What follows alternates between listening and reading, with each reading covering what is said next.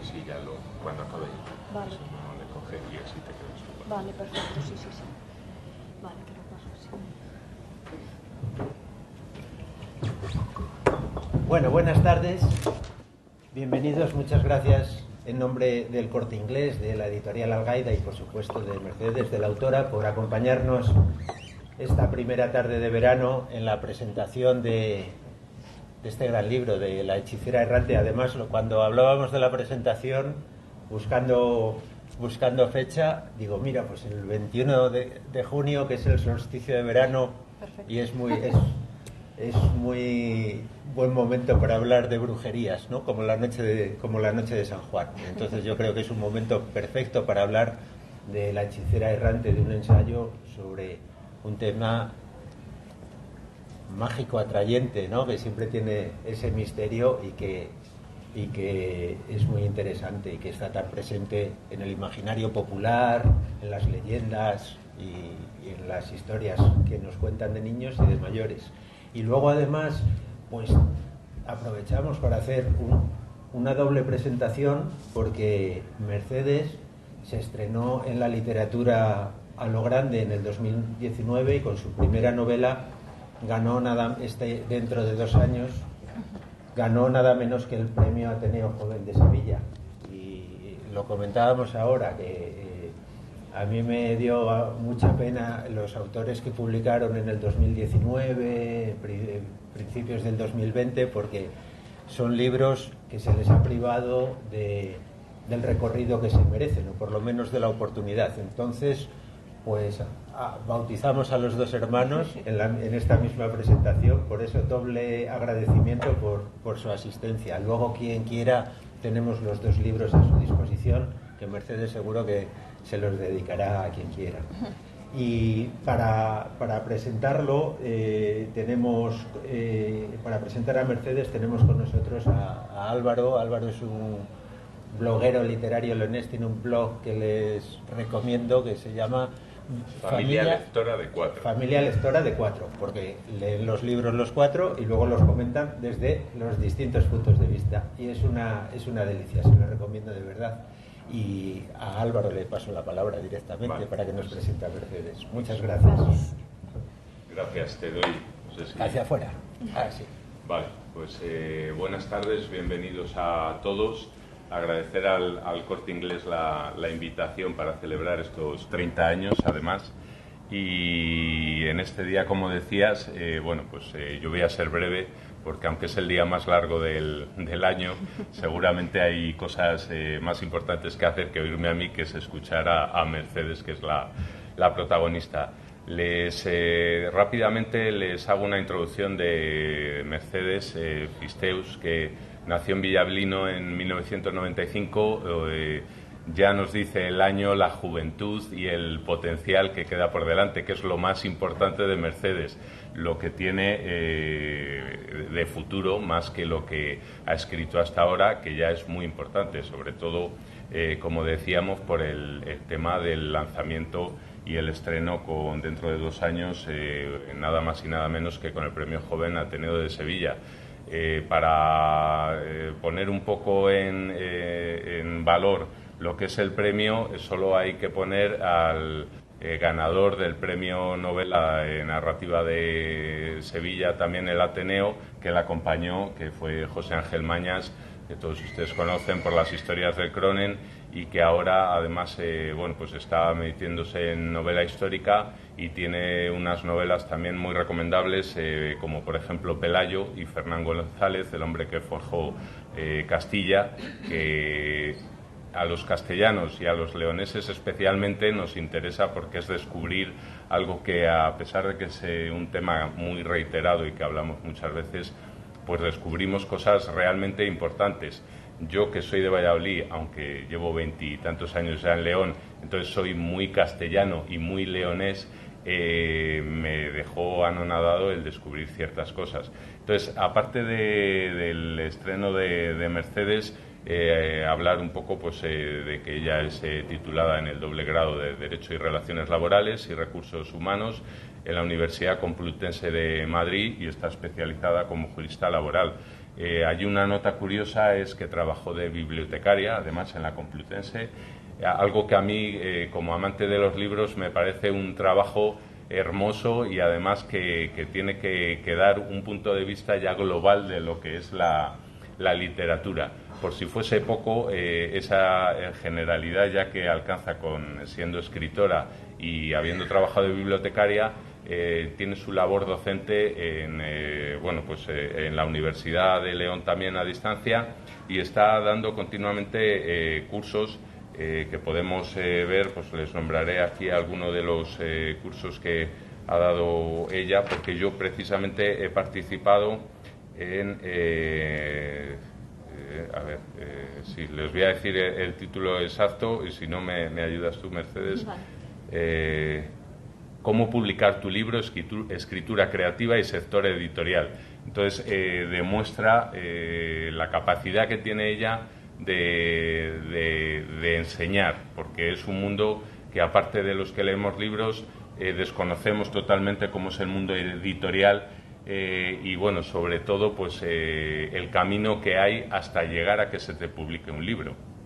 No solamente es escribir, hay gente que escribe muy buenos libros y nunca ha visto un libro suyo publicado, y hay gente que yo como lector puedo a veces decir no es un libro tan bueno, pero tiene una labor editorial detrás que es importantísima. Aquí precisamente en el Corte Inglés pues es uno de los escaparates donde a veces es el top de los libreros, llegar a estar ahí en las primeras líneas del escaparate del Corte Inglés. Aparte de eso, pues tiene una labor también en voluntariado. Mercedes tiene muchos otros cursos que ahora están relacionados con la última obra de La hechicera errante y de todo el mundo de la magia y la hechicería y bueno, pues y demás.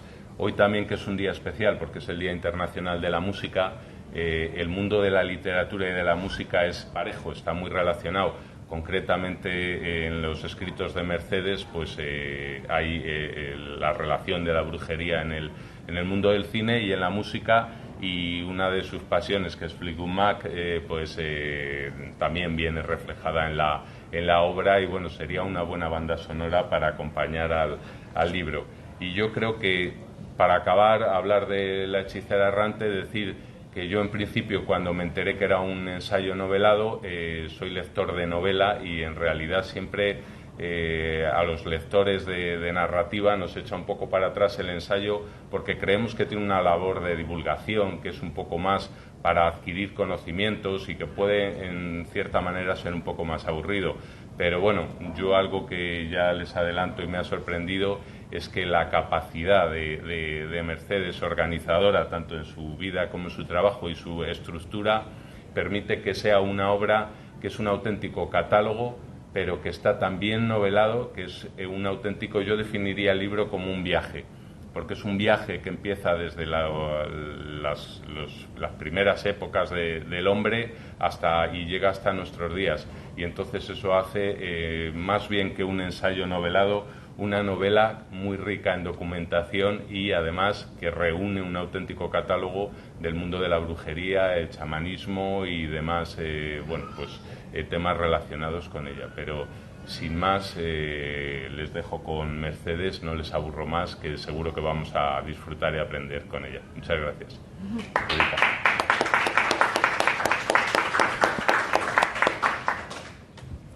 Así, ¿verdad? Sí.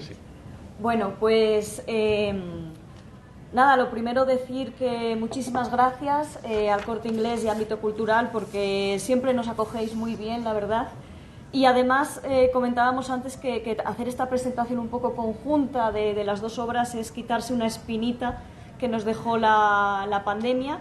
Y bueno, además es que teníamos muchas ganas de poder hacer por fin esta presentación y bueno, ya veis que además tienen un espacio excelente para esta clase de actos, y de verdad que agradezco mucho la disposición y bueno, todo el trabajo que hacéis, ¿no?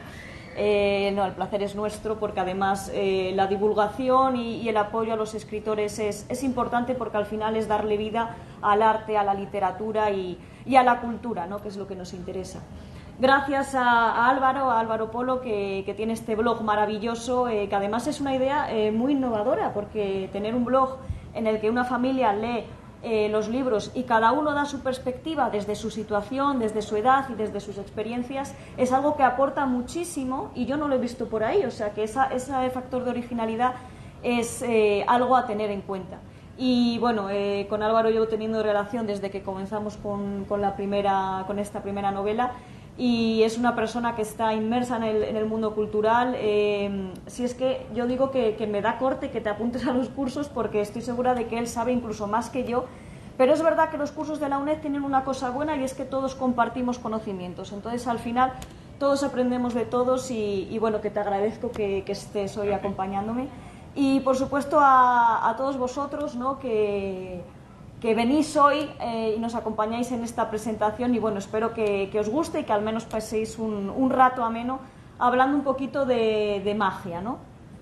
Y digo de magia porque efectivamente mi viaje en este sector literario comienza con esa primera novela del 2019, dentro de 2 años, que bueno, sí que tuvimos la suerte de tener el respaldo del Ateneo, también del Corte Inglés y Ámbito Cultural, ¿no?, que patrocinaban también la obra, y fue el inicio un poco de mi carrera, ¿no? Es una obra que está basada en los famosos juicios de brujería de Salem, que son actualmente los más conocidos, ¿no?, después de todas las investigaciones que se han hecho, y yo lo que hice fue una reescritura de ellos. De hecho, voy a comenzar un poco explicando el ensayo y luego enlazaremos un poquito con la novela, porque creo que es una buena manera de poner en contexto, ¿no?, y que al menos entendáis cuál es la historia.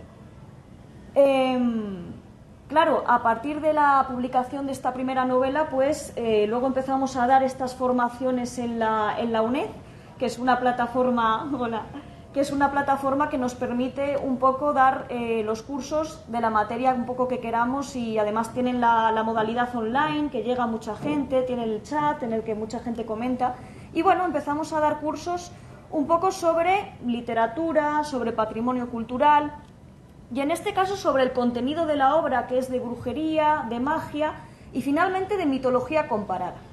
Y a partir un poco de estas formaciones yo me di cuenta que, a pesar de que yo ya sabía mucho del tema de las brujas, por la documentación que se tuvo que hacer para la primera novela, había siempre mucho más. El mundo de las brujas y de la magia es tan extenso, siempre estamos reinterpretando cosas, que ya se hacía necesario, a mi parecer, un solo volumen que contuviera la información más esencial sobre todo este mundo, ¿no?, para que aquella persona que le interese pueda introducirse en este mundo y tener fuentes a las que acudir si quiere profundizar en determinados temas. Entonces fue un poco la tarea que nos pusimos por delante a la hora de elaborar el ensayo, siguiendo un poco esa estela de lo mágico, esa estela de las brujas que habíamos iniciado con la primera novela, ¿no? Y pues, como muy bien comenta Álvaro, al principio el ensayo era una cosa muy divulgativa, muy didáctica, hasta que, hablando con el editor, nos dimos cuenta de que hay otra manera de contarlo todo, y es a través de una historia, ¿no? Al final lo que la gente quiere es que le cuenten una historia. Eso es lo que nos gusta a todos, y esa fue finalmente la estructura que diseñamos para el ensayo. Por eso decimos que es un ensayo novelado, ¿no? Es un poco una definición que hemos adoptado, que también se puso de moda en los últimos años, ¿no?, a partir un poco del Infinito en un junco y otros ensayos colaterales que han salido en los últimos años. Hemos descubierto una nueva forma de acercar pura información al lector a través, ¿no?, como digo, de una historia. Entonces, esta historia tiene una protagonista, que es la que llamamos hechicera errante. Es una hechicera que nace en las primeras edades y va pasando por los diferentes tiempos y los diferentes sitios, porque ella viaja a lo largo de todo el mundo y va aprendiendo, ¿no? Va aprendiendo sobre la evolución de la magia, la evolución de la hechicería y la brujería, porque no es lo mismo, y finalmente cómo cambia el mundo, ¿no? Y cómo las diferentes sociedades y los diferentes tiempos interpretan esto. Entonces, si os parece, voy a ir contando un poquito la historia muy resumidamente, con los principales puntos, sin hacer nada de spoiler, aunque yo digo que el spoiler en esta clase de historias no existe. Bueno, para que al menos se tenga una idea de lo que se puede encontrar en el ensayo, y enlazamos con la novela. Empiezan las primeras edades, porque es en los primeros tiempos del hombre, del ser humano, en esas primeras edades, donde comienza la relación con la magia. En esos primeros tiempos, y aquí es donde metemos también conocimientos de mitología comparada, es cuando la magia es importante, no solo importante, sino esencial para el hombre. Es a partir de la magia y de las figuras mitológicas que el hombre se explica el mundo. Cómo nace el mundo, cómo evoluciona, el tema de los dioses, explicaciones a cómo está conformado el mundo, explicaciones al bien, al mal, a todo eso que aún hoy nos provoca preguntas y cuestiones, ¿no? Pero en estas primeras edades, a falta de más avances científicos, la magia era muy importante y la magia era algo esencial. Y en este contexto es cuando surgen figuras como los chamanes, que hasta hoy en día todavía podemos encontrar en algunos países chamanes, ¿no? Esas personas que servían como guías espirituales, como comunicadores con los dioses y como personas que servían para ayudar a la comunidad, ¿no? Y esos son los primeros pasos de la hechicería. Los primeros hechiceros son los chamanes. La magia tiene sus bases en el chamanismo, que se llama, ¿no? Y digo que es la base de la hechicería porque aquí es una de las grandes cosas que yo aprendí con el tiempo, ¿no? Uno de los grandes datos, y es que no es lo mismo, por ejemplo, la bruja que la hechicera. La bruja se concibe desde estas primeras edades como un monstruo que pertenece a la noche, a la oscuridad, a lo inevitable, un monstruo que sirve para explicar todos los males. Nos ataca la enfermedad, nos ataca cualquier desgracia, pues los primeros hombres explicaban esto diciendo que había seres oscuros como las brujas que estaban provocando esos males. En cambio, los hechiceros descienden de los chamanes y son esas personas que son las únicas que son capaces de comunicarse con los dioses y nos trasladan los mensajes de los dioses y ayudan a la comunidad. Son sanadores, son curanderos, son personas que están en el clero, están dentro de la clase del clero. Esos son los primeros hechiceros. Y en las primeras civilizaciones, por ejemplo el Antiguo Egipto, esa diferencia se ve muy bien. El Antiguo Egipto es una de las primeras localizaciones por las que pasa esta hechicera errante, y ahí se ve la importancia que tenían los hechiceros, los sacerdotes, que eran clases similares. Se tenían como figuras similares. Y personas como el gran rey Salomón, un personaje bíblico, aparece también porque tiene una relación secreta con el mundo de la magia, ¿no? Por ejemplo, los druidas, a los que conocerá más adelante la hechicera errante, también tienen sus bases en estos hechiceros. Los druidas no solo eran personas dedicadas a la magia o a leer el cielo, sino que eran jefes de la sociedad. Eran jueces, eran sacerdotes, eran personas que leían el cielo, eran personas que organizaban las bodas, personas que organizaban los eventos del año, las principales festividades, eran todo eso. Los druidas eran mucho más de lo que cualquiera de nosotros puede tener en mente. Y eran más porque ellos tenían esa relación con los dioses y entendían esos mensajes, ¿no? Las brujas, como digo, son una cosa distinta, aunque también tenemos pruebas de la presencia de las brujas en edades muy antiguas. En época sumeria, en época de la antigua Mesopotamia, ya hay pruebas de que había figuras que se llamaban brujas. Y como nosotros decimos, las brujas pertenecen a la otredad. Con el tiempo parece que la bruja es esta mujer, ¿no?, que tiene poderes, que fue víctima de las cazas inquisitoriales, pero al principio era otra cosa, era un monstruo que no estaba humanizado para nada. Y entonces se pueden ver pruebas de rituales muy antiguos que nombraban a esta clase de ser, ¿no? Y ahí empieza la diferencia. De hecho, luego, la diferencia entre hechiceras y brujas, ¿no? Y hablo principalmente en femenino porque a partir sobre todo de las escrituras se ha tratado el tema como en femenino, ¿no?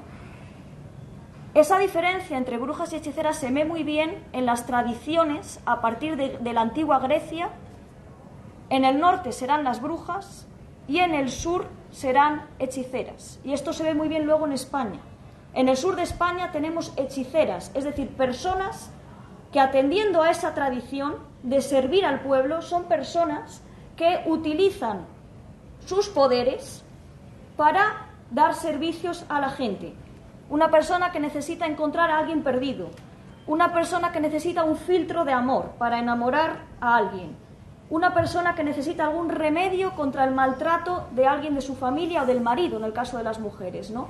Pues acudían a estas hechiceras del sur que les daban, bueno, sus propias soluciones. Las brujas del norte son las brujas que protagonizan las historias de los aquelarres, son las brujas que vuelan en escoba, las que actúan en conjunto. Las hechiceras actúan solas. Las hechiceras tú vas, como a cualquier otro servicio, y tú les pagas y les dices lo que quieren que hagas. Las brujas no. Las brujas son las que actúan en aquelarre, ¿no? Y las que se dedican a los maleficios, es decir, a provocar el mal. Por eso las brujas son herederas de esos seres que había ya en época sumeria, y las hechiceras son descendientes de esos chamanes, de esas personas que tenían ese contacto con los dioses. Aunque también es verdad que las hechiceras hacen igualmente, se supone, un contrato con el diablo para obtener esos poderes, ¿no? Y es que a partir de estas primeras edades, en las que había esta idea más pacífica de la magia y de la hechicería, luego todo cambia, sobre todo con el cristianismo. Con el cristianismo y con el comienzo de la Inquisición, que la Inquisición tiene sus primeros pasos en el siglo XII. Pero aquí hay unas confusiones muy importantes, y es que al hablar de las cazas inquisitoriales, hay que decir que las cazas tienen sobre todo las grandes, tienen sobre todo lugar en los siglos XVI, XVII, a veces también coge el siglo XV. Aunque la Inquisición es una figura muy anterior, las grandes cazas son posteriores, porque las grandes cazas es un fenómeno social que merece la pena estudiar porque tienen lugar debido a crisis de muchos tipos. Crisis sociales, crisis políticas, crisis económicas, es decir, contextos en los que la gente pierde, la gente se empobrece, la gente se pone nerviosa y la gente sufre de determinados males, pobreza, muerte, enfermedad, y necesitan culpar a alguien, necesitan un chivo expiatorio. Y entonces culpan a esas figuras que llaman brujas y hechiceras. Y la Inquisición, que se da cuenta de ello, lo utiliza. Y entonces empieza a perseguir la herejía, empieza a perseguir a esas personas que incluso siendo hechiceras, que solo intentan ganarse la vida, aunque sea a veces por engaños, ¿no?, también las persigue. Y la Inquisición tiene otras razones más ocultas. La Inquisición es la figura que menos cree en las brujas. No cree para nada, sabe que las brujas y las hechiceras son un instrumento, entre otras cosas, para unificar sociedades. En España, por ejemplo, se sabe que tenemos una herencia cultural muy diversa, ¿no? Muchos pueblos con muchas creencias llegaron a converger unidos en este país. Y entonces la Inquisición vio eso como una amenaza, porque se dio cuenta de que si se tenían a muchas personas que creían en cosas distintas, no se podía controlar a esa gente, porque no les puedes intentar controlar inspirándoles miedo en la figura del diablo si, por ejemplo, personas de otras religiones no creen en esa figura. Entonces la Inquisición fue una manera de unificar a esa gente para poder controlarla. Las escrituras hablan en femenino, a la hechicera no la dejarás que viva, porque había un contexto ciertamente machista que daba a entender que las mujeres eran más susceptibles de ser embaucadas por el diablo. Pero eso de nuevo es otra excusa de la Inquisición, es otra excusa de las figuras religiosas, porque las cazas a las mujeres, sobre todo, no se producen solo por un corte machista. Se producen por otras razones. Se producen porque, por ejemplo, las mujeres eran las que solían atesorar mayor conocimiento de tradición oral. Eran las principales curanderas. Las curanderas, en este caso, suponían, por ejemplo, una competencia laboral para los médicos de las zonas. Muchas veces los pueblos pequeños, aportaban dinero, todos los vecinos, para que alguien del pueblo fuese a estudiar medicina. Es decir, para tener un médico en el pueblo. Cuando esa persona volvía, normalmente un hombre, se daba cuenta de que llegaban curanderas nómadas que viajaban y le quitaban trabajo, porque las curanderas eran más baratas, eran más confiables para asuntos femeninos, por ejemplo el parto, entre otros, y entonces les quitaban trabajo. Y esas razones son algunas de las que se barajan, pero hay más, ¿no? Cuando se necesitaba mano de obra barata, la Inquisición a veces necesitaba mano de obra barata, pues entonces organizaba cazas. ¿Por qué? Porque los acusados de brujería de aquella pasaban directamente a prisión y había mucho secretismo en torno a los procedimientos. No había los derechos que hay ahora.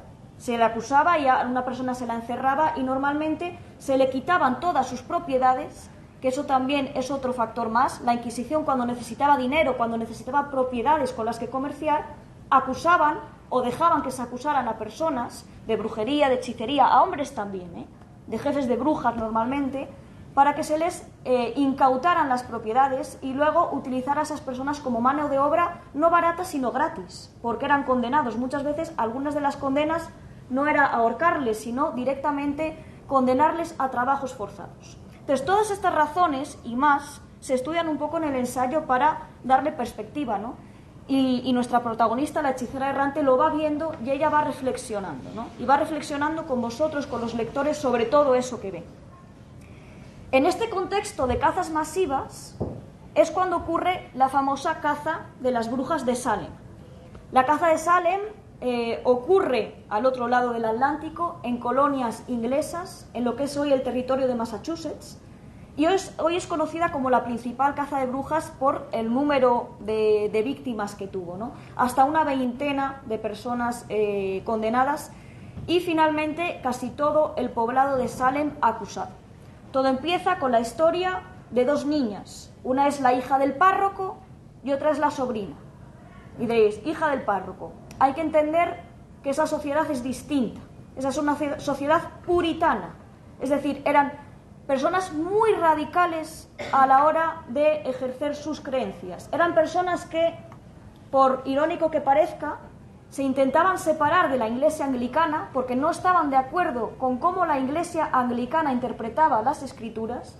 Entonces muchas de esas personas cogieron un barco y se fueron a repoblar las colonias que tenía Inglaterra al otro lado, ¿no? En América del Norte. Y se conformaron como la sociedad puritana, que luego, parece mentira que escaparan un poco de las ideas de la Iglesia anglicana porque luego ellos se volvieron mucho más radicales. De hecho, estudiosos de las cazas de Salem dicen que esas personas parecía que le daban más importancia al diablo que a Dios. Se les intentaba inspirar tanto miedo en el diablo que muchas veces Dios, la figura de Dios, que era la principal, quedaba aparte y ellos solo tenían la imagen del diablo. Entonces eran personas muy radicalizadas. Pero también había otras razones, porque tenían muchos ataques de los indios americanos de entonces y habían pasado varias crisis. Como digo antes, las crisis ponen nerviosas a las personas, ¿no? Y esta gente estaba nerviosa en el contexto de la caza de Salem.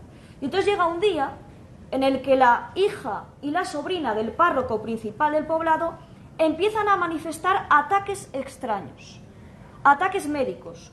Tienen sudores extraños, empiezan a imitar el ladrido de los perros, tienen ataques epilépticos, una serie de circunstancias que el médico de la zona examina. No es capaz de ver cuál es la razón de la reacción de estas niñas y entonces dice, pues lo que se decía entonces cuando no había una solución médica, que era que a las niñas las habían embrujado. Por tanto, había alguna bruja en el poblado de Salem que había atacado a las niñas. Las niñas, frente a las presiones, lo que hacen es acusar a la principal esclava que había trabajando en la casa del párroco. Era una esclava de color que se habían llevado en esa época, de nombre Tituba, y la acusan de ser ella la bruja que las ha embrujado, ¿no? Pero la cosa no queda ahí, porque entonces empiezan a acusar a mucha más gente hasta el punto de que prácticamente cualquiera en el poblado, sea además del nivel socioeconómico que sea, acaba siendo objeto de las acusaciones de estas niñas. Aquello se va de las manos, mueren muchas personas y termina interviniendo un tribunal superior porque prácticamente se estaba cercenando la población de Salem. Salem es un ejemplo perfecto para entender el fenómeno de las cazas masivas. Hay varias razones que se barajan para entender lo que pasó y eso es un poco lo que se estudia en la novela de Dentro de 2 años. Es una novela porque, de nuevo, se cuenta una historia. En este caso la protagoniza uno de los jueces principales, que es un personaje real de aquella época, que enjuició a las brujas. Y entonces se cuenta la historia a través de los ojos de este juez una vez que han pasado todos los sucesos de la caza. Entonces él va a reflexionar sobre eso y va a vivir su propia aventura mientras nos explica qué pasó, ¿no? Y va a haber algunas sorpresas porque hay una relación también con nuestro país. Siempre yo me traigo las historias a casa y bueno, no os digo más, ¿no? Pero esa es un poco la historia, es una reescritura de esos juicios, ¿no? Hay también algún factor mágico, de hecho el género se define como ficción histórica, por esta clase de cosas, ¿no? Por eso el tema de las cazas es interesante, y además yo que tengo este bagaje jurídico de haber estudiado la carrera, es interesante ver cómo eran esos procesos, porque no tiene nada que ver los procesos inquisitoriales con los que hubo en otros tiempos, ¿no? Los procesos inquisitoriales eran especialmente malos. De todas maneras, en el ensayo de la hechicera errante también se estudia el tema de la leyenda negra de la Inquisición española. Aquí siempre se ha dicho que la Inquisición española ha sido malísima, y efectivamente lo fue. Toda figura inquisitorial lo era por el simple hecho de la clase de procesos jurídicos que había entonces. Pero hay una leyenda negra porque la española no fue ni de lejos la peor. Fueron peores en países del este, como por ejemplo Polonia o Alemania. Hubo muchísimas más víctimas mortales que en España. En España, al final, por muy radicales que fueran los inquisidores, tenían conocimientos jurídicos y sabían un poco más de cómo había que llevar estos procesos, y se pedían más garantías y más pruebas que en otros países. Esto de la leyenda negra tiene su origen en acusaciones de los ingleses, que cuando les vencimos en la Armada, ¿no?, pues inventaron esta leyenda sobre nosotros para intentar manchar un poco la imagen de España, ¿no? Así que es interesante también hacerle justicia en ese sentido, dentro del contexto, insisto, de que la Inquisición es mala en todos los sitios, ¿no? Y bueno, la hechicera va pasando por estos contextos y va luego viajando por todo el mundo. Primero viaja por Europa, también se va a otros territorios como Latinoamérica, América del Norte e incluso mucho más lejos, ¿no? Y va viajando por Europa hasta llegar incluso a las guerras mundiales, ¿no? Más o menos en el siglo XVIII es cuando se deja de creer en la brujería como figura. Las leyes de brujería van desapareciendo y el delito de la brujería desaparece en la mayoría de los países. Pero hay un fenómeno que llama la atención, y es que a veces hay alguna de estas leyes de brujería que permanecen vigentes, es decir, no se han derogado. Y en la Segunda Guerra Mundial hay casos como por ejemplo el de la famosa Helen Duncan, una inglesa que fue acusada de espía y se la intentó acusar mediante una ley de brujería que seguía vigente. El mismo Churchill se metió en medio porque vio que aquello se estaba pasando de madre y dijo: hasta aquí, estas leyes hay que derogarlas, y si se acusa a esta mujer se la acusará de otra cosa, pero no de bruja. Pero no se la acusaba porque pensaran que era una bruja, se la acusaba porque pensaban que era una espía, y además era una espiritista que diseñaba sesiones de espiritismo. Ella se definía a sí misma como medium, y de aquella era una época en la que también se pusieron de moda esas cosas, ¿vale? Luego vino lo que se llamó la nueva era, en la que se pusieron de moda esas cosas, y Helen Duncan era una de esas personas que puso de moda todo el espiritismo. Y a esas sesiones, que se hacían famosas en toda Europa, acudía mucha gente, con lo cual se dijo que Helen Duncan poseía mucha información, y por eso se la había acusado de espía. Hay cosas interesantes, ¿no? Luego, por ejemplo, anterior, claro, el caso de Rasputín en la revolución bolchevique, ¿no?, de Rusia. Rasputín también fue acusado de embrujar a la mismísima zarina en su día, y entonces también hay que estudiar esta figura, ¿no?, porque tiene su protagonismo. Y bueno, luego, como digo, pues llegan eras en las que todo esto desaparece, pasa la guerra, se empieza a reconstruir todo y se vuelve a poner de moda todo lo que tiene que ver con el espiritismo y la magia, en contextos en los que ya no se persiguen estas cosas, en contextos que ofrecen seguridad. Se vuelven a poner de moda todas las prácticas mágicas.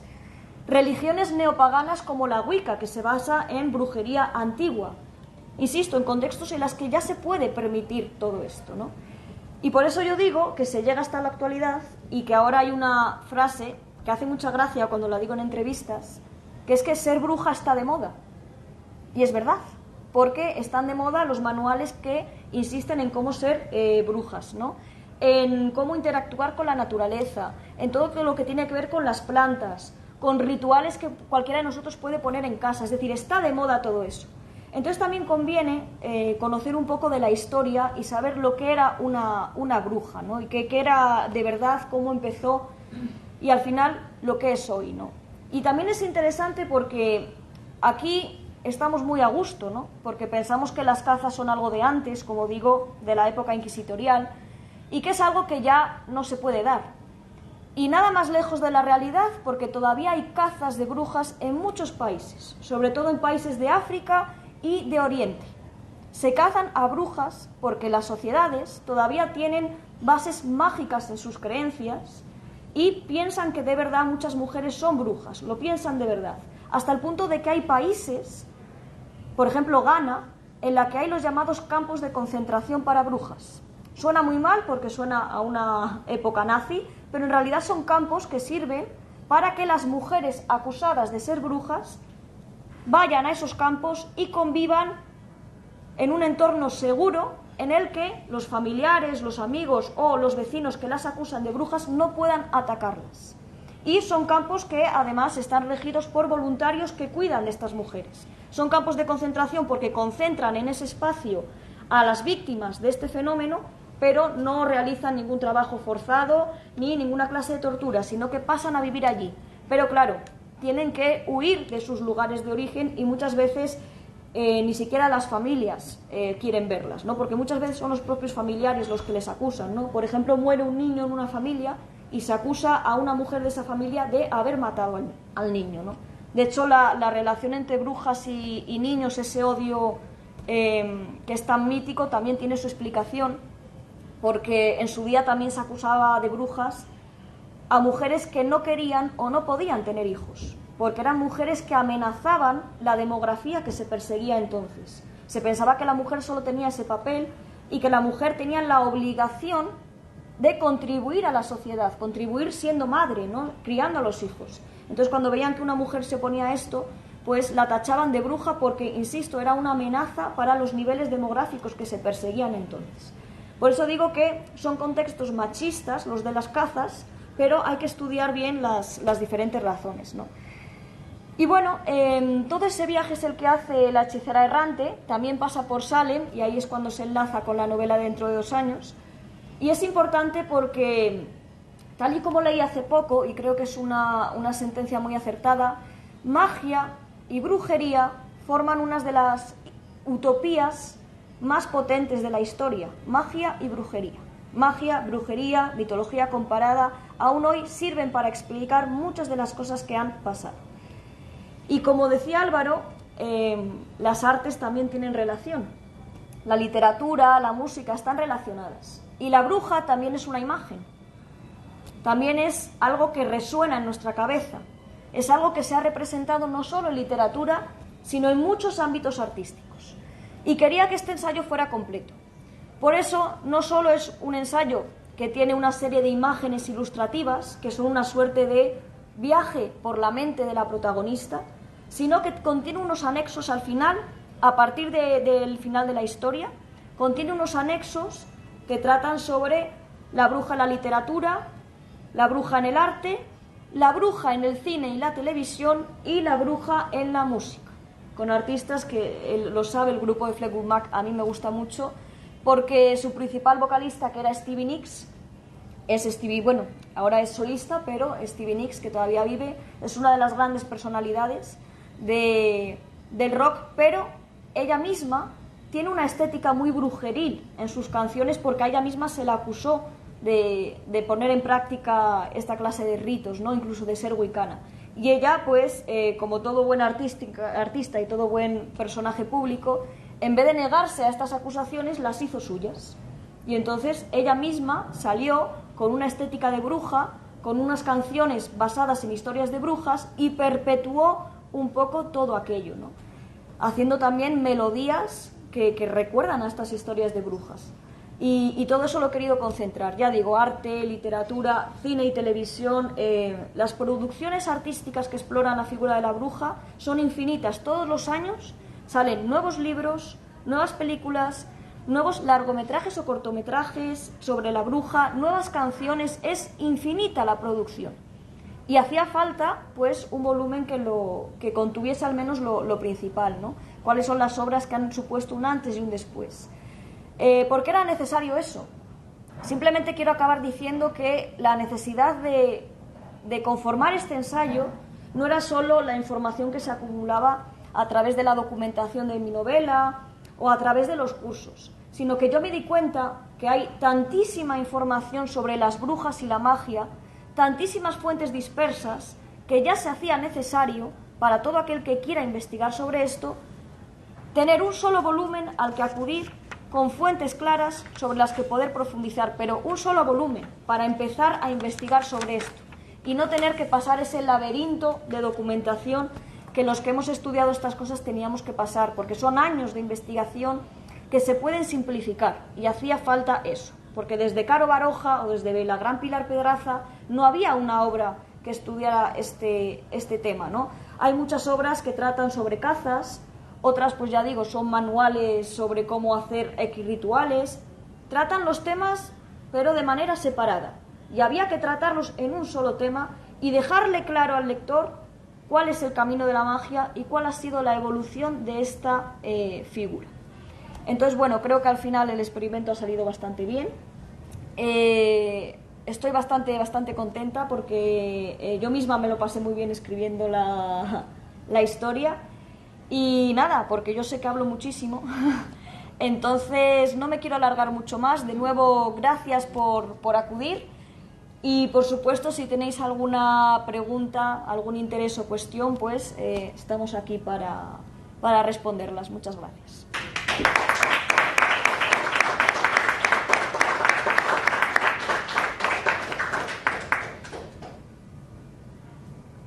No sé si tienen alguna pregunta.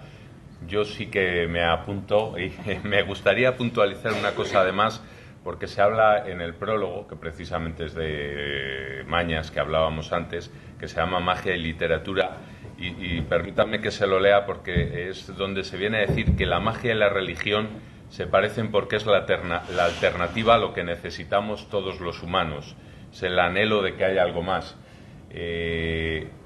Creerán en religión o creerán en magia, pero la mayoría necesitamos saber algo. ¿Cómo lo has interactuado tú ahí, la religión con la magia? Porque siempre ha sido como algo contrario, cuando lo que decías en principio estaba relacionado y se ha ido separando. Sí. Hablabas de la figura femenina de la bruja. Yo creo que todo lo que has apuntado de que es un machismo que hay, en realidad, como en la sociedad actual, siempre que se acusa a alguien a algo es para sacar una ventaja. Cómo estaban amenazados los hombres por la sociedad, cómo cogían ese protagonismo en determinados momentos, y entonces había que quitarlo de alguna manera. Si nosotros pudiésemos ahora a muchas o vecinos o vecinas decir es bruja y nos los quitamos de encima, pues teníamos resuelto el tema. Entonces, esa relación entre la religión y la magia, ¿cómo lo has afrontado? Porque puede llegar a que seas acusada en realidad de hoy, porque bueno, sigue teniendo cierta contradicción con la religión. Pues es una pregunta interesante. Vamos a ver, el hecho de que también se cuente de manera cronológica me parece que ilustra muy bien estos cambios, ¿no? Ella nace en las primeras edades y allí tienen unas creencias y unos dioses, ¿no? Algunos pueblos y algunos grupos creen en un dios, otros creen en varios dioses, y entonces ella lo explica. Ella tiene sus propias creencias, pero ella se da cuenta que al final la creencia en una o varias deidades siempre se resume en lo mismo, ¿no? Y siempre se les pide lo mismo a los dioses, y se piensa siempre que los dioses pueden aportar una serie de cosas y que son los que crean o los que destruyen, ¿no? De hecho, la magia se concibe como una herramienta de los dioses para cambiar el mundo, y son los dioses los que tienen que permitir a los hechiceros utilizar esa herramienta, porque solo los dioses, creadores del mundo, pueden cambiar ese mundo por medio de esa herramienta, ¿no? Y entonces ella va estudiando un poco la evolución y se da cuenta que la gente siempre tiene que creer en algo, ¿no? Lo que tú comentabas, la gente siempre necesita, aunque sea de manera inconsciente, creer en algo más. Cuando llegan figuras como la Inquisición se dan cuenta de que el poder radica ahí. Y hay un pasaje del ensayo que lo explica, porque una de las mayores herramientas para controlar al ser humano es el miedo a lo que teme el ser humano. El amor es una gran herramienta, pero el miedo es la gran herramienta de los dirigentes. Y entonces la Inquisición se da cuenta que de la manera que más efectiva para unificar a los pueblos es utilizar esas creencias en los dioses, ¿no? Y conformar los suyos propios. Porque el cristianismo, empieza siendo una secta y luego empieza siendo religión. Pero se va gestando con el tiempo. Y cuando llega la Inquisición le da una nueva interpretación a todo eso que se ha gestado durante siglos. Una nueva interpretación. Y entonces utiliza ese poder, ¿no? De hecho, en la actualidad todavía se ve cómo hay muchos conflictos de corte religioso, porque muchas sociedades todavía tienen esa creencia fuerte, ¿no? en ciertas figuras. Claro, por eso digo, la magia y la religión empiezan juntas, pero luego se separan, porque, entre otras cosas, lo que dice la Inquisición, de nuevo es una reinterpretación, es que dice que nadie, a no ser algún profeta o alguna persona que reciba los dones del mismo Dios cristiano, nadie puede ejercer la magia, porque eso sería admitir que hay otros seres ajenos a la religión cristiana que son capaces de controlar ese poder. Y solo se admite que haya una figura que puede controlar el poder, y ese es Dios. Y ahí ocurren cosas extrañas, por ejemplo, que en las escrituras lo que hacen las hechiceras y las brujas son maleficios y son pecados, pero lo que hacen otros personajes son milagros. Porque los milagros sí están refrendados por Dios, lo demás no. Y solo Dios puede utilizar esa herramienta. Ahí es cuando se empieza un poco a cambiar todo, ¿no? Y bueno, no sé si va por ahí un poquito la pregunta. Sí. El caso es que al final la Inquisición, igual que otras figuras en la historia, son figuras que necesitan quitar del medio a esas personas que han ocupado el poder durante mucho tiempo, que eran los hechiceros, los sacerdotes de religiones ya paganas, para colocarse ellos en el centro y controlarlo todo. Y eso es un poco la dinámica que se repite una y otra vez en la historia con diferentes figuras, pero es simplemente eso.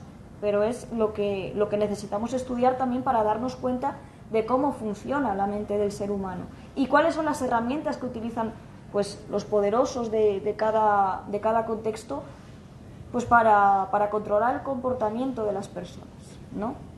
Lo que se decía era que si se temía al diablo y solo la Inquisición se presentaba como salvadora frente a ese diablo y a ese mal, la gente no tendría más remedio que dejarse engatusar por la Inquisición y confiar en ella, porque interpretaban que solo la Inquisición podía salvarles del diablo. Si ellos empezaban a pensar que el diablo no existía o que había otros posibles salvadores más allá de la Inquisición, entonces ellos no podrían controlar a esa gente, porque esa gente se iría a esos otros salvadores, se iría a las hechiceras a pedirles favores, y los favores los tenía que dar la Inquisición, no los podía dar nadie más. Ese es un poco el contexto que hay detrás. Decir también que cuando hablaba un poco del viaje de la hechicera errante, ella cuando llega a España, obviamente, le dedica más tiempo, porque yo digo que España es un sitio que sirve muy bien para explicar todo esto, y sobre todo porque tiene tan cantidad de historias reales y a la par tanta cantidad de leyendas, que tiene un abanico perfecto de historias para explicar todo lo que se viene a desarrollar en el ensayo. Solo en España se puede ver todo lo que se explica en el ensayo. Por eso no solo es de justicia porque yo sea española, ni porque sea un ensayo escrito en español, sino porque nuestro país, y eso es una realidad, es de los más ricos en esta clase de historias, en historias mágicas, y sobre todo en sucesos reales. Aquí ha habido una cantidad de cazas y una cantidad de sucesos y una cantidad de historias fantásticas que es un abanico perfecto. Ya está. Sí. Hola. ¿Qué tal? Nada, darte la enhorabuena. Como ves, me he sentado al lado de papá, porque los papás siempre babeamos, entonces, en previsión de eso, ¿no?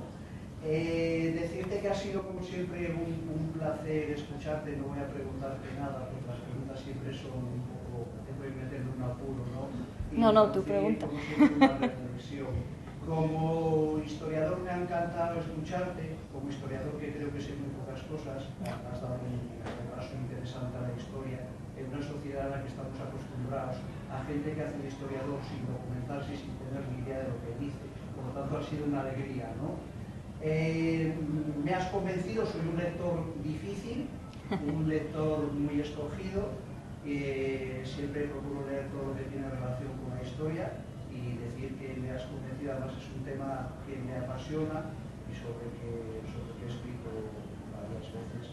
En esa manera especial que tú sabes que yo tengo de escribir sin tener ningún interés en tener ninguna obra publicada, ¿no? Mi misión en este mundo de la escritura es otra. Enhorabuena, es un placer siempre escucharte y acompañarte.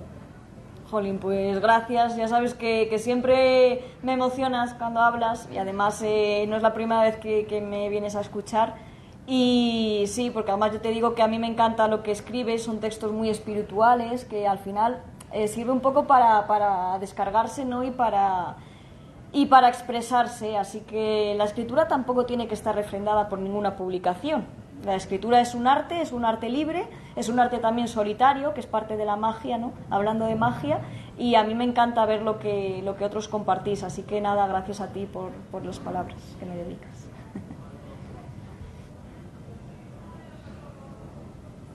No sé si... Pues bueno, Mercedes, coincido plenamente en que es un placer escucharte y en que convences, porque al margen de que el viaje de la hechicera y la novela sobre los juicios de Salem son unos temas apasionantes, a mí también me has convencido. Este verano van a caer las dos seguro. Muchas gracias. Ya me contarás. Sí. Muchísimas gracias por acompañarnos y quien quiera aprovechar y llevarse cualquiera de las dos obras dedicadas por Mercedes, pues mi compañero Raúl tiene ejemplares a su